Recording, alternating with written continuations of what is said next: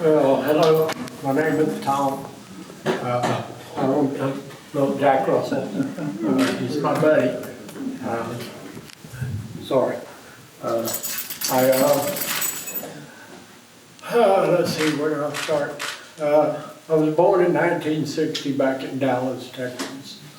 Well, no, I was born in Denver, Colorado, and then I was moved to Dallas, Texas when I was adopted. I was adopted before I was born. When my mother back in Dallas was an alcoholic. She drank vodka and water all the time. I even made her drink. But she, but it's, where do I go with this? Really wasn't prepared to do this, but I wanted to do it because I heard so many other testimonies. Like I say, I was born in Denver, Colorado. I always say this since I'm in West Virginia. I say I was born in Denver, Colorado, raised in Dallas, Texas, and going to die in West Virginia. I really love it here. I've been back to Dallas once or twice. Last time I went back was 2010. Thought I had a brother there, but all we did was argue. We're both adopted, and we never got along. You know, my dad died when I was 4, and my mother never remarried. So therefore I was raised by my brother, but he was abusive in all 3 categories. So that was a pretty hard time for me. I started smoking pot when I was about 13. My brother turned me on to it. You know, he got caught by my mom smoking. And he tried to blame it on me, but you know, he got caught red-handed, and that's when he turned me on to it. Then I was hanging out with a bunch of buddies that always smoked, stuff like that. And then I think it was the early 70s. I was turning, 70s, yeah, I was in Dallas, and I was went to school in Dallas, graduated from high school, which was a good thing. But my last 2 years, I worked for the Dallas Independent School District instead of going to school. So therefore, I went through special ed in classes. I never went to regular classes. It was always in special ed. Like I said, in the early 70s, I got turned on to abuse of kids and stuff. I got turned on to strip joints. And at the age of 14, when you're making money, you know, you go spend it on the girls. And that's what I did. You know, when I worked for the Dallas Independent School District, I used to remember that we would, I worked for the motor pool. Went out to Dallas schools to delivering supplies to schools. And the people that I worked with was in a box truck. And when we got done delivering supplies to schools, maybe 2 or 3 schools in the morning, in the afternoons we'd go hit strip joints. And I'd end up going home drunk. And then I think in the early 80s I was turned on to meth and did a lot of meth back then. Would work on a car. I'd pull a motor out of a car, just pull it out and put it back in. And that's pretty much what I did in the 80s. And then I think the late 80s, I'll just share about my addiction mostly. In the late 80s, I got turned on to crack.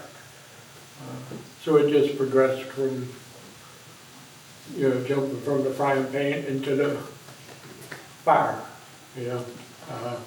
And then I moved up here, and after my mom died in '89, you know, that's when I said that I'm by myself. I don't have anybody. Ain't got no blood out there. Nothing about my biological parents or anything like that. Nothing at all. You know, when my mom passed away, I said, you know, by myself, me and my brother went our separate ways. I moved up here with a buddy of mine from the Marines. He was in the Marines. Actually, tell you a little story about my buddy that was in the Marines. when he was, when we were both 18, 17, 18, about to get out of high school, he joined the Marines. He went to boot camp and I went to jail. So, spent 5 weeks in jail, and Lord, it's another time that the Lord had his hand over me, is that the charges were dropped. And 2 days later, they let me out, said I was a free man, free kid. But in the 90s, like I said, I moved up here after my mom passed away. I was living at the rescue mission in Martinsburg when it was the old rundown yellow house. Had bunk beds and all that. I don't know what they have there now because I haven't stayed there, thank God. But it's, I was there one night and Pastor Van came to the rescue mission and preached the Word of God. And I went forward because I wanted to know this God. But I guess the drug was stronger than Pastor Van or God at that time in my life.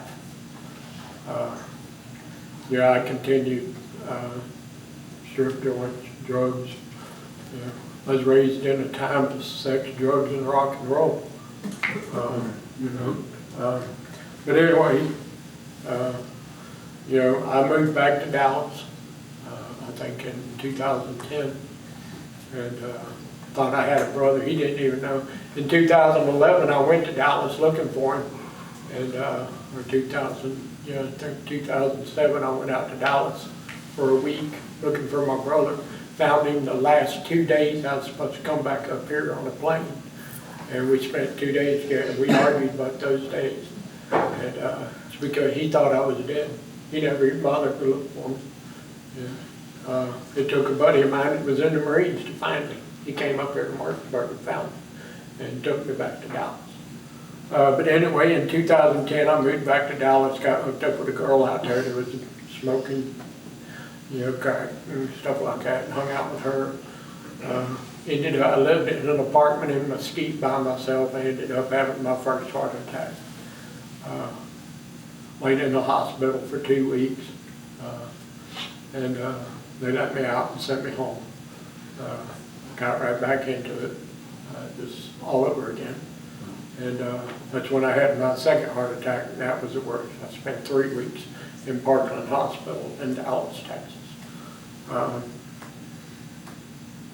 They put in Parkland, they put a stent in my chest because I had, I think they said 70% blockage going to my heart on 2 arteries. So they put a stent in to open it back up. And then I kind of went into this program in Dallas. It's called Homeward Bound. I really didn't go in. I wasn't in the program, but I lived on the property. So therefore I was around recovering people. It was actually, I don't know where he's at, but my little dog. The guy that got me into the program, that got me in, he went to a place called Dogs Matters, which is a place that takes care of your dog while you're in treatment. And I wasn't in treatment. He just happened to like my dog, and he wanted to take care of it. And that's what he did. And I got hooked up with a recovery coach. I was going to RSS every day, every Friday. Still working at the parking spot at Love Field in Dallas. It's an airport. And when I was at the parking spot, my recovery coach was in the process of helping me get my disability, which I got. He went to court with me, with the judge, and all that, and sat there with me with the judge because I was nervous. Had my little dog with me, sat there with the judge and him, and the judge rewarded me my disability because I'm dyslexic. I have diabetes. I have a I've got high blood pressure. I've had 3 heart attacks. And then I lost my leg. But anyway, out the year. About the third heart attack, with my disability and all, like I said, I was approved for my disability. Took me 3 years to get my disability, 3 months to blow it, because I blew it up on meth or partying or drinking or having a good time. I got $25,000 in 3 months, it was gone.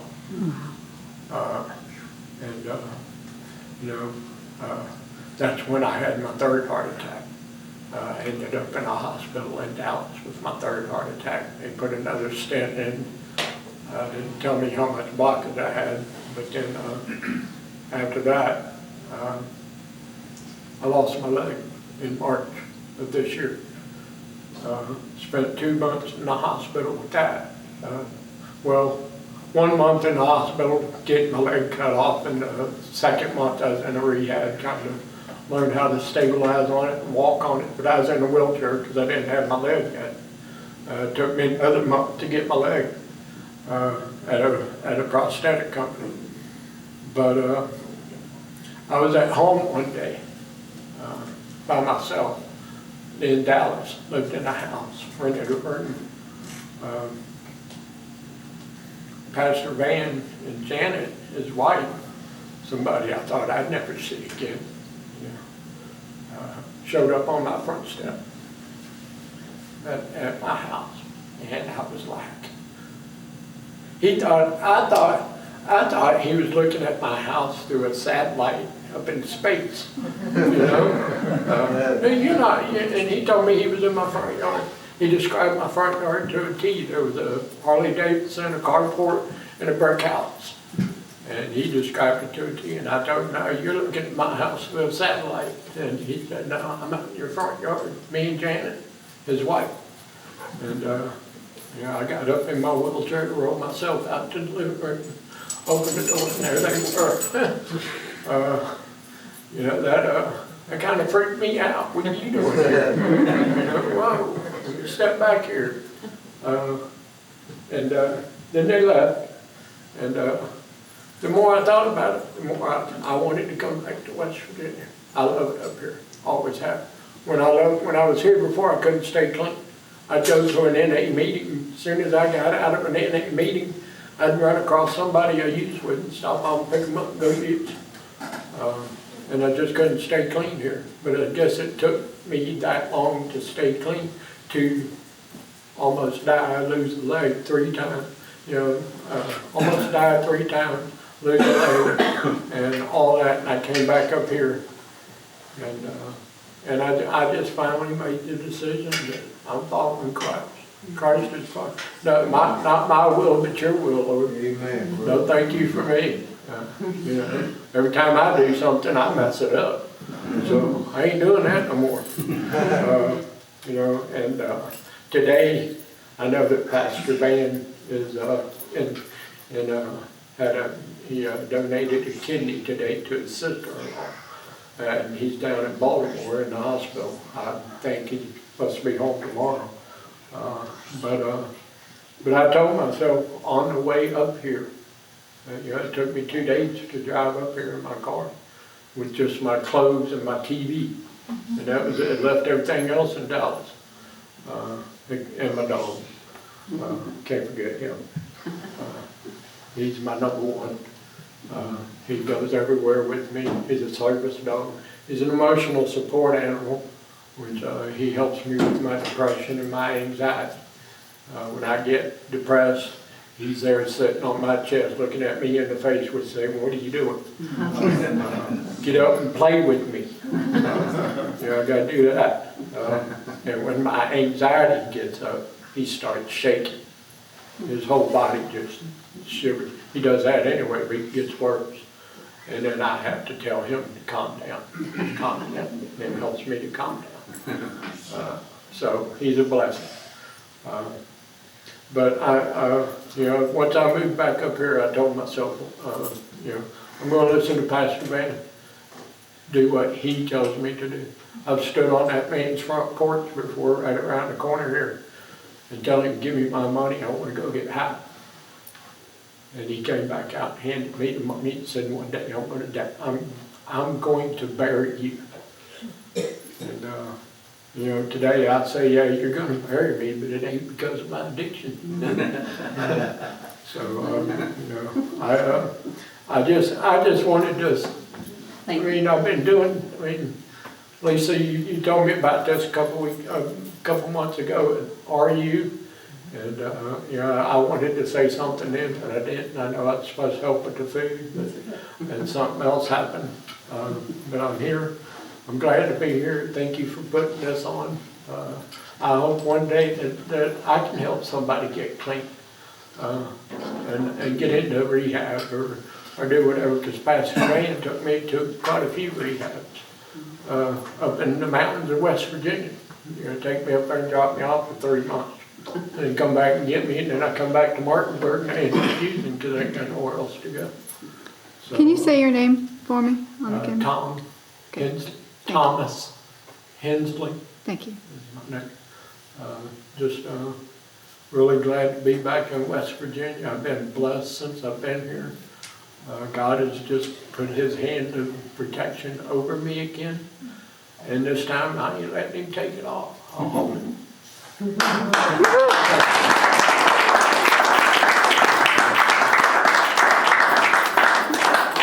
job. I'll let you close us out, Ken.